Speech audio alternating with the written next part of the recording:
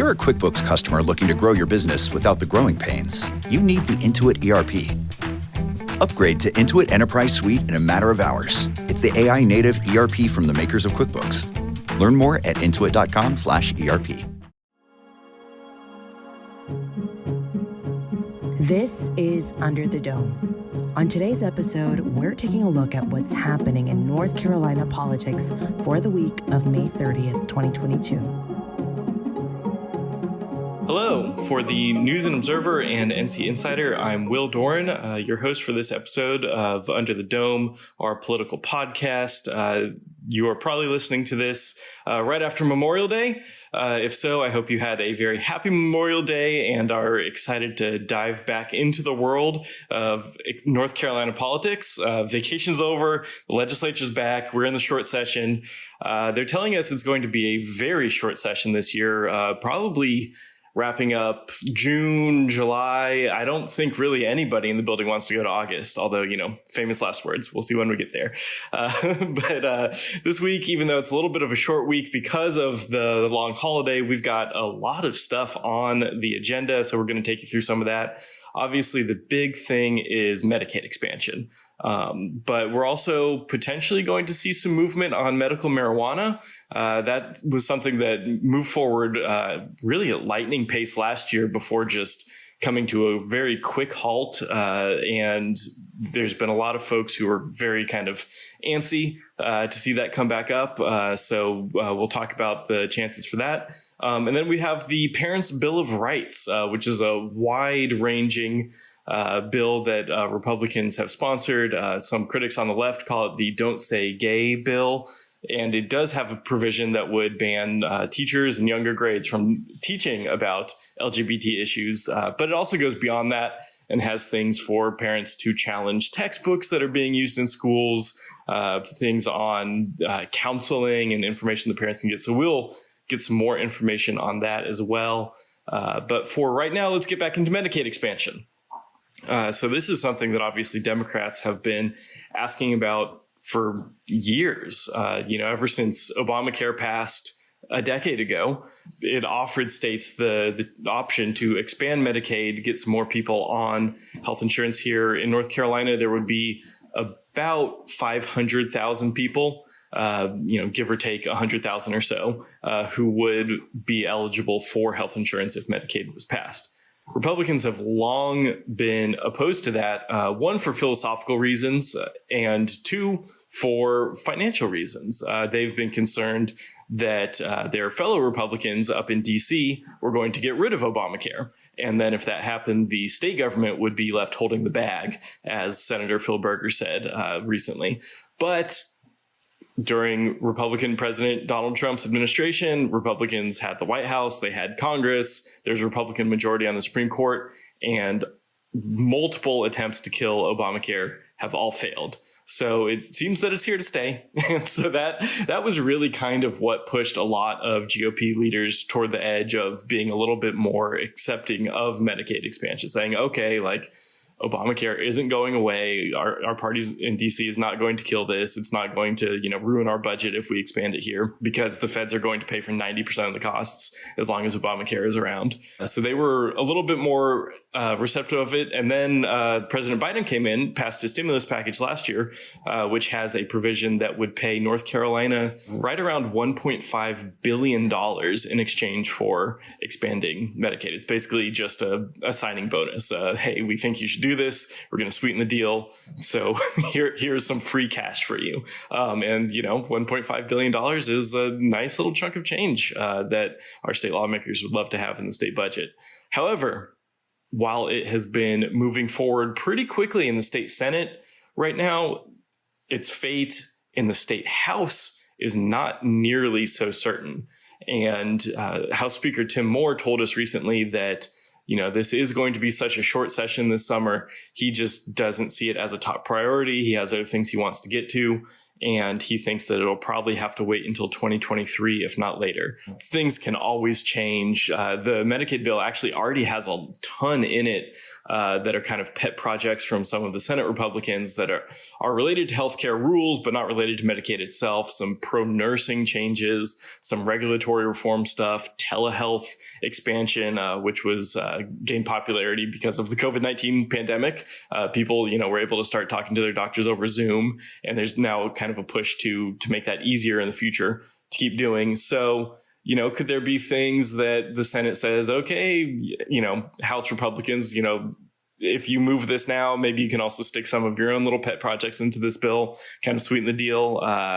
Could be, maybe more is just playing hardball right now in order to try to, gain some leverage on this. Or maybe he really just doesn't really have any interest in passing it. That is something that we'll kind of have to wait and see. But it's possible that Medicaid could pass through the Senate later this week, maybe next week, depending on exactly how quickly they want to move it. There's a lot of moving pieces here. Another kind of healthcare related thing also, as I mentioned earlier, medical marijuana. That, again, could come up this week. It is in the Rules Committee, and the chairman of the Rules Committee is the bill sponsor. Bills are not always guaranteed to pass rules, but usually when the committee chairman is also the bill sponsor, it's got a pretty good shot. So if it comes up, it'll probably pass, and that would be the final step before it could get voted on the Senate floor. We could see the Senate really setting up some huge bills this summer, between Medicaid, between marijuana, if either of those happens. And then we have the Parents' Bill of Rights, which is a lengthy bill. As I mentioned earlier, it touches on everything from, parents can have more access to details about textbooks and curriculum being used in schools. There's more appeals processes for them to be able to challenge the use of those materials if they're upset about a textbook or another book or worksheet or something like that a teacher's using. It would also, if a kid in any grade talks to a teacher or counselor about having questions about their gender or sexuality or any other topic related to their physical or their mental health, if the parent were to ask about that, the school employee would have to tell the parents, even if the kid had asked them to keep it secret. So a lot of LGBT advocates are worried that this could basically lead to the forced outing of lots of kids, kids who've grown up in homes that aren't really accepting of lesbian, gay, trans issues, and they have this outlet at school where they would feel more comfortable talking to their teacher. Some Democrats have pointed out that a huge percentage of homeless youth in America are LGBT youth, and many of them are homeless specifically because they were kicked out of home or ran away after having a fight with their parents or their guardians over their gender or their sexuality. Now, arguments like that have not really swayed Republican leaders. Obviously, they're the ones who introduced this bill. We heard from Senator Berger that, if one of his kids had questions about their gender sexuality, he thinks that as a parent, it would be his right to know, and it's something that he would want to know about himself. Republicans think a lot of parents around the state feel that exact same way. Another piece of the bill would specifically ban teachers in kindergarten through third grade from having curriculum lesson plans involving LGBT issues. Some Republicans have said, obviously, this is way too young to be talking to kids about sex and sexuality and things like that. Critics of the bill say, well, that's not really what teachers are doing. What they're doing is they're just reading age appropriate, fairy tales or whatever books that just happen to have, gay parents in the book. And this bill would stop them from being able to do that. So really, it's just depending on who you talk to, they disagree on how big of a deal it is, obviously, how much it needs to be either allowed or stopped. So obviously a really divisive topic, pretty much guaranteed, if it even does pass the legislature, to be vetoed by the governor.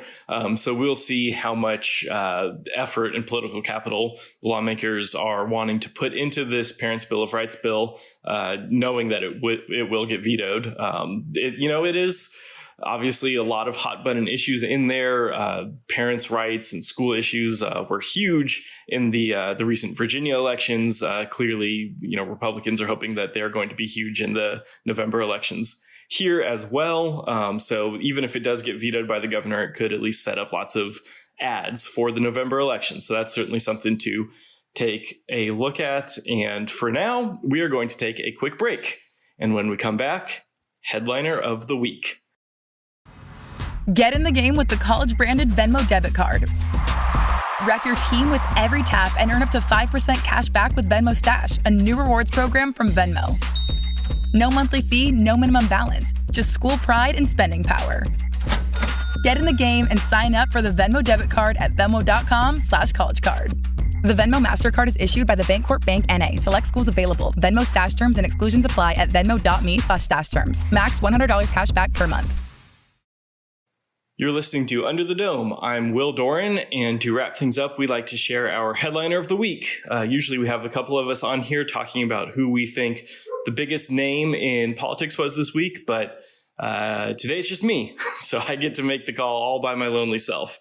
And I think there's really just no question that it's Phil Berger, the Republican Senate leader. His about-face on Medicaid expansion is huge, to the tune of potentially billions of dollars for the state. It could, completely change an entire industry. And then, we've also got everything we talked about in here was the Senate. It's the Senate's leading the charge on the Parents' Bill of Rights. The Senate has all the cards in the medical marijuana debate. And so, everything is kind of in his hands right now. And he's pushing for a lot of this stuff. Some of it people might not like, some of it people might like, but you can't really argue that he is the main player. Pretty much most weeks, but particularly this week. So Phil Berger, headliner of the week. And for the News and Observer and NC Insider, I am Will Doran. Again, thank you for listening. And we will see you next time on Under the Dome. For more from our politics team, subscribe to the News and Observer at newsobserver.com/subscribe. Follow us on Twitter at Under the Dome and NC Insider, and sign up for our weekly political newsletter, also called Under the Dome, at newsobserver.com/newsletters. Thanks for listening.